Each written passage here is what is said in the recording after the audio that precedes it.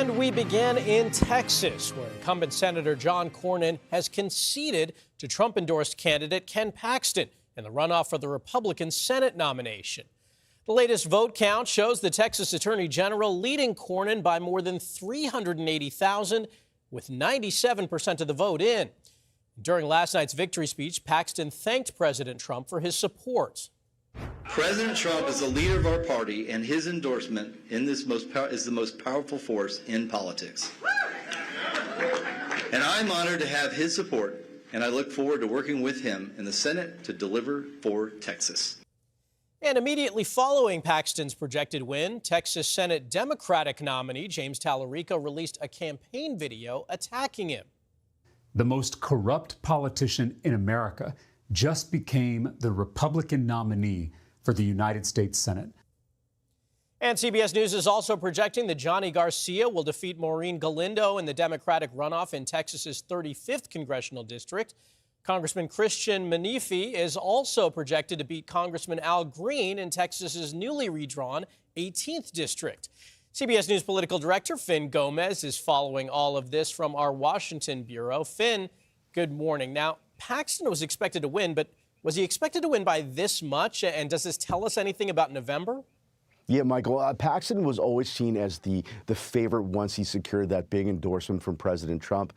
But the margin of victory here is significant. He defeated a sitting incumbent Republican president in Texas, and decisively by a wide margin in what became the most expensive Senate primary in U.S. history. It's a sign of how dominant President Trump remains inside today's Republican Party, especially against Republicans viewed by some MAGA conservatives as part of the establishment and not completely aligned with the president's agenda. Now the focus shifts immediately to November. Democrats believe Paxton's legal baggage and that polarizing image that he may have could make this race much more competitive than a typical Texas Senate contest. And Tallarico's team believes they can pull off some of those Cornyn voters. Remember, about 30% of those voters in the Republican runoff voted for Cornyn, so they feel that they can pull in some of those in the general election. But Republicans I spoke to also argue Texas still leans red statewide and are already moving to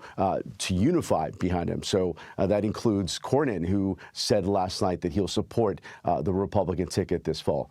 Take a listen.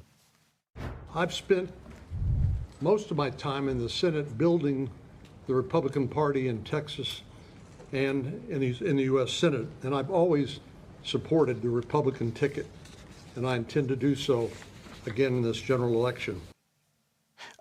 It's already about $120 million has been spent in this primary. This is Texas, big state, big media markets. It could be the most expensive Senate general election campaign as well, Michael. Regardless, it's going to be a top Senate race this cycle. And Finn, I know a lot of eyes were on that runoff in Texas District 35, especially the comments by Maureen Galindo. Yeah. Tell us why she lost. Yeah, I mean, look, Deputy Sheriff Johnny Garcia won over progressive activist and sex therapist Maureen Galindo in that runoff that drew national attention because Galindo had faced intense backlash from Democrats and Republicans over what many considered anti-Semitic remarks about imprisoning American Zionists in a ICE detention center, which prompted even some in the Democratic leadership to rebuke her comments. Tallarico said he endorsed Garcia and said he would not campaign for her. So this is it became a big primary narrative here, but it's still quite an uphill battle in the general election. It was redrawn by Republicans to help favor Republicans, and right now it's a lean Republican district. All right, Finn Gómez, thank you. Let us stick now with our D.C. bureau and go to CBS News White House reporter Aaron Navarro, who has the response from President Trump. Aaron, good morning. Now, President Trump only backed Ken Paxton last week, but it seemed to make a pretty big difference. How's the White House reacting to this win?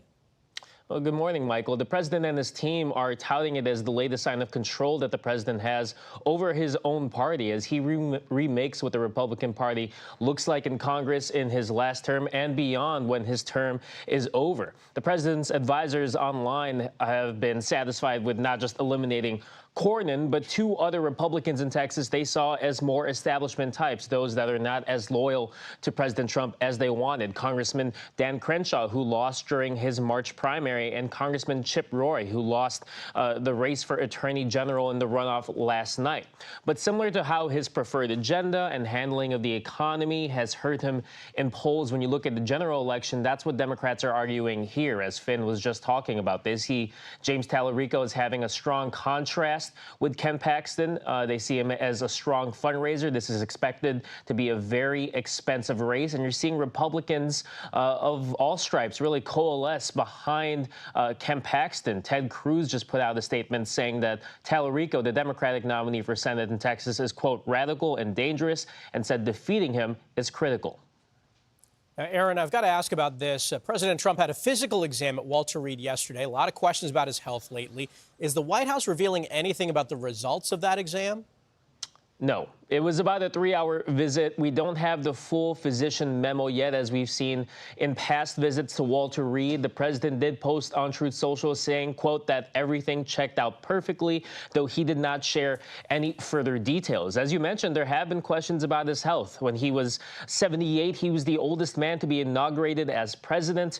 There have been questions about bruises on his hands, moments where it looks like he's sleeping on camera, and his general demeanor. Last summer, the president's physician did put out a memo saying he had mild swelling in his lower legs and that he was diagnosed with chronic venous insufficiency. But again, we are awaiting the full physician memo from this latest visit. All right, Aaron Navarro, thanks for joining us.